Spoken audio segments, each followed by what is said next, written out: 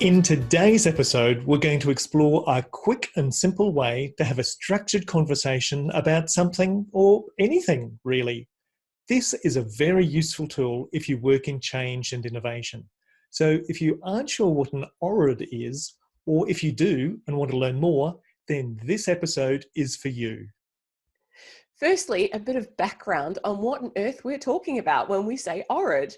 An ORAD is a facilitation technique and was outlined by Brian Stanfield in his book, The Art of Focused Conversation.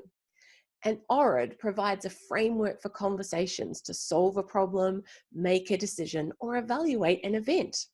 As an aside, this is one of the few books that has stood the test of time, and it's still on my bookshelf today. So it might be an excellent book for you to have as well. And in the book, he has many examples of using the technique in different situations.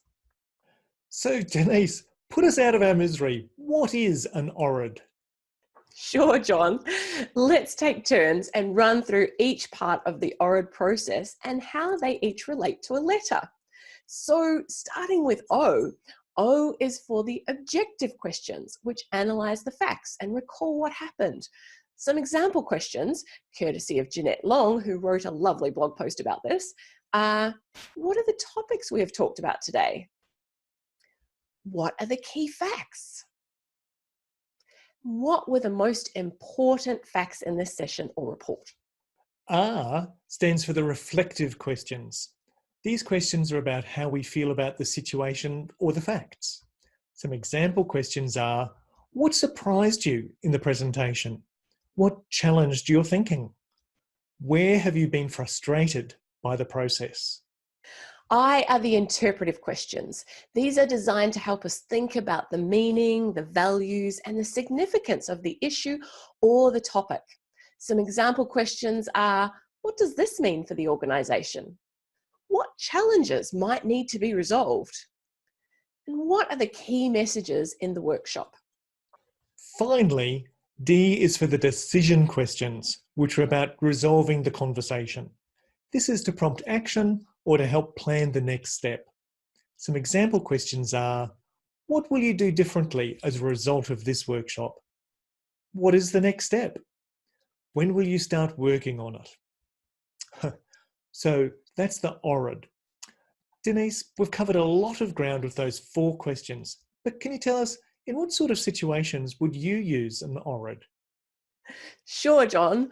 Well, I've used the ORAD as a way of closing a workshop to help people reflect on what they've just taken part in, and as a means of prompting action once they leave. I've also used it to do a quick evaluation and get some feedback on how things were going with a project team.